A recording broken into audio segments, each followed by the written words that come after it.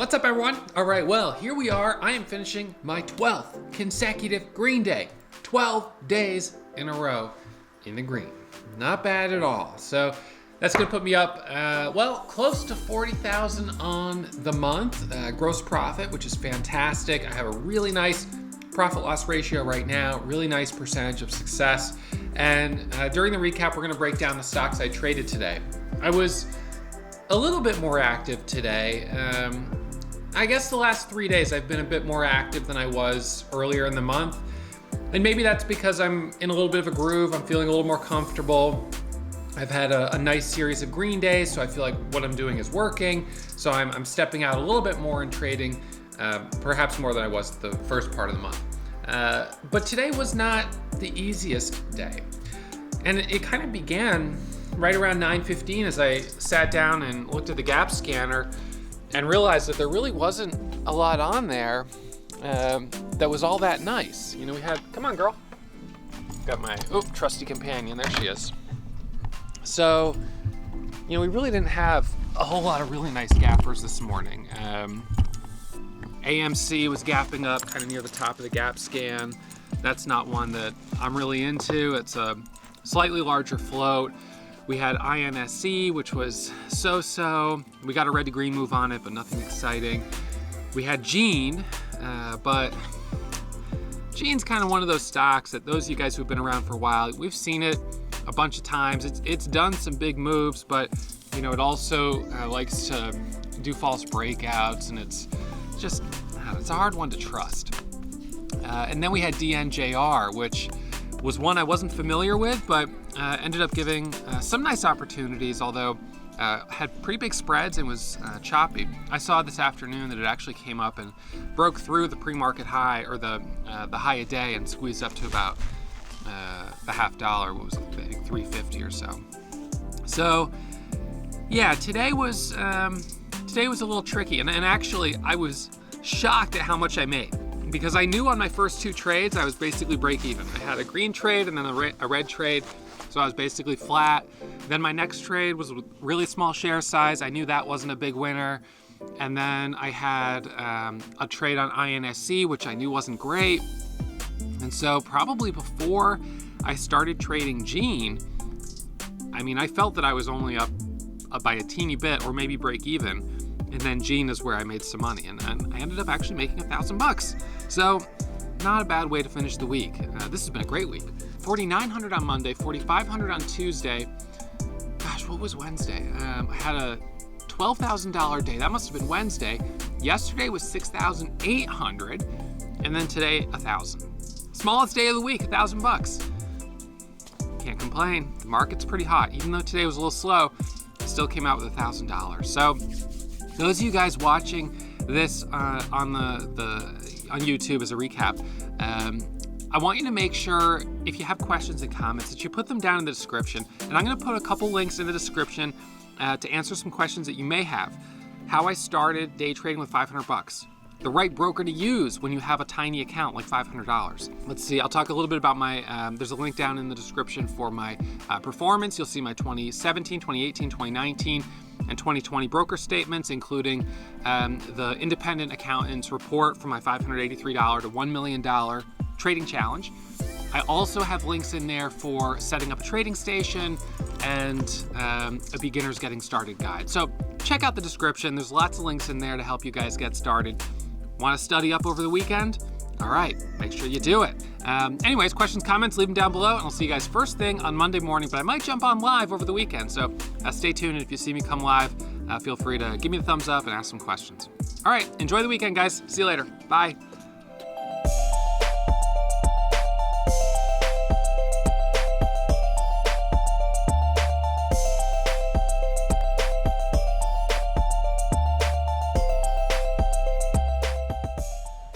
Okay, hey guys, sorry. So we're gonna do our midday market recap here. I just did part of it and realized I wasn't recording, so I'm just gonna quickly go over what I just covered, and then we're gonna get into talking about my biggest winner of the day today, which was on Gene. So this is where I'm finishing the day, up $1,000, and this is our gap scanner. Not interested in AMC, the ones that I looked at, INSC, DNJR, Gene, and Love down here. So I already briefly reviewed INSC, which was, as you can see here, $133 winner. Nothing exciting. An attempt at a red to green move, but it didn't hold.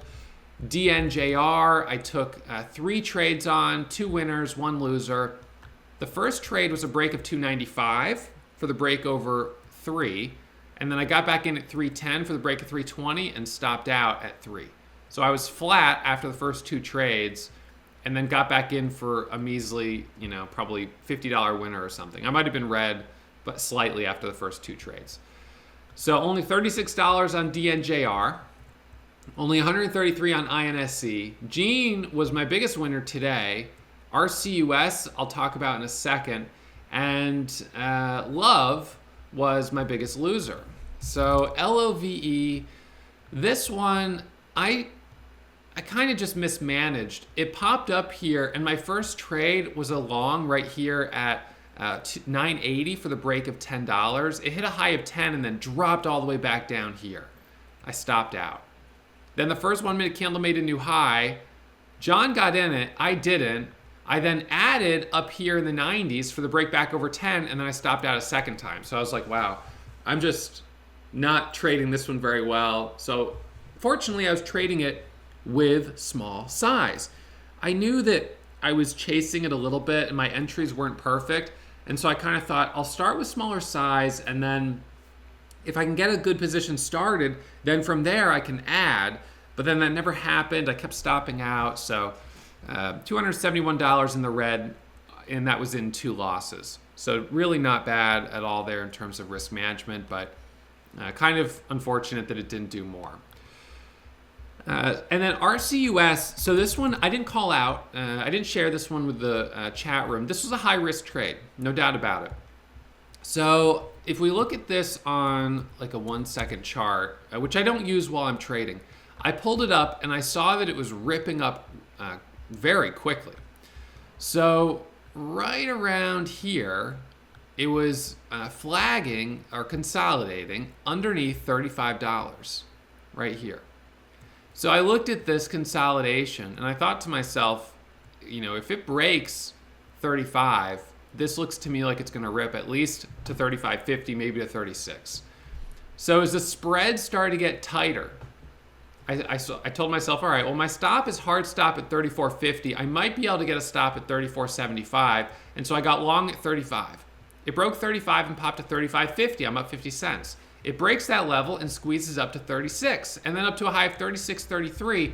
And let's see where my best exit was on this.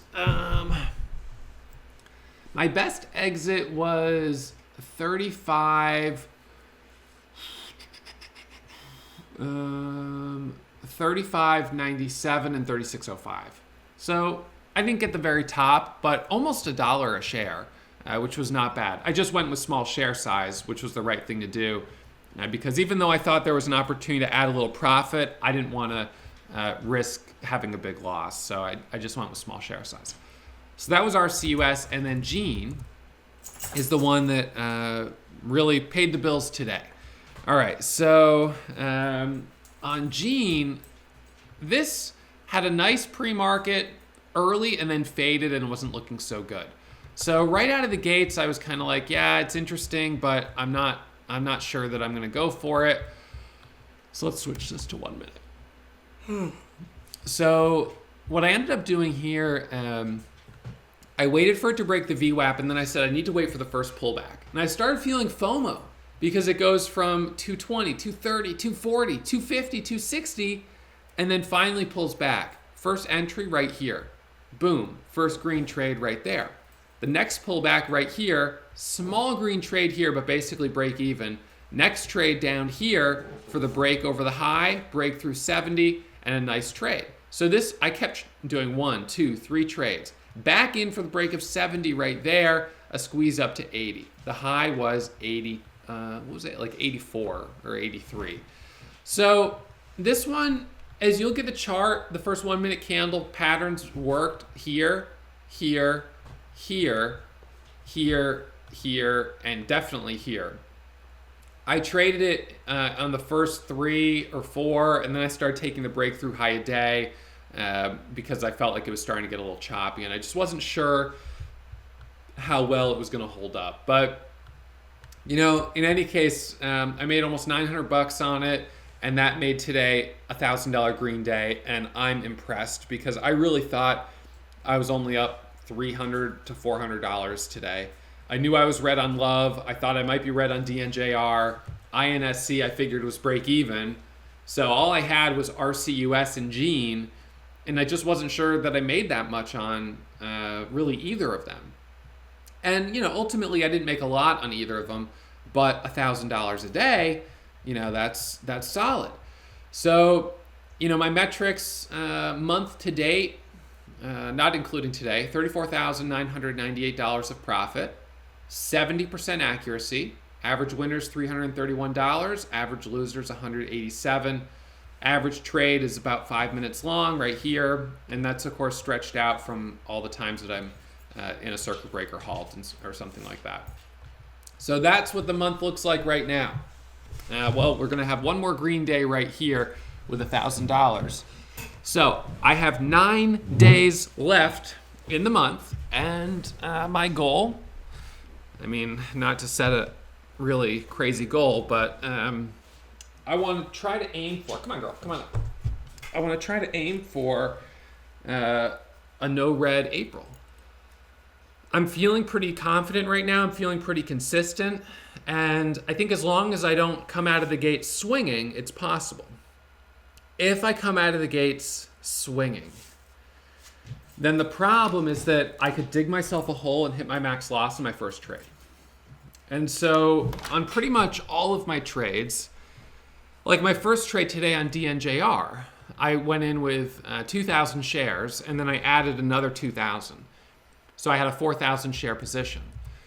Once I had profit on that first trade, on the second trade I took 6,000 shares, and as it turned out I lost, and then I was back to flat. So I knew I was basically break even or slightly red. So then on the next trade I went with small size again. Now in the previous days, I've been able to build a cushion on small size, have a couple good winners with bigger size, and then that's how I've gotten my day up to 3, 4, 5,000. But today I didn't really get those back-to-back winners that allowed me to build that cushion. And that's sometimes the case. And so for the most part, I just kept trading with smaller size, although my last trade with Gene was a 6,000 share position, which is currently my max share size. So 6,000 shares times $3 would be $18,000. So this was like a $15,000 trade, which means even at a broker like CMEG, with a $3,000 account, you have 6 times leverage. So with a $3,000 account, you could have been able to take a lot of these trades that I took today. And so that last trade was like kind of right in this area as it broke over 70. We had a starter down here, it broke over 70 and then through 80. So nice breakout, and that was a nice, probably $600 winner. So it's probably the last trade that really gave me the bulk of my profit, and it was because I was finally starting to get a little bit of comfort on Gene, and so I was willing to size up a little bit. All right, so that's the recap here for today. So what I'm gonna do, I'm gonna switch gears, and we're live streaming in the Warrior Pro chat room here. So I'm gonna answer questions from Warrior Pro students for the next hour or so, and make sure you guys are all on the same page and have some classes that you're planning on studying over the weekend, and then we'll be back at it first thing on Monday morning. All right, so that's the game plan. So let's start doing Q&A. Hey, did you know every morning I go live to stream my pre-market watch list? Subscribe to the channel, press the alert button, and you'll get the notifications. And if you want to learn more about trading, check out the links in the description. And if you have questions, post them in the comments because I personally respond to every comment posted on my channel.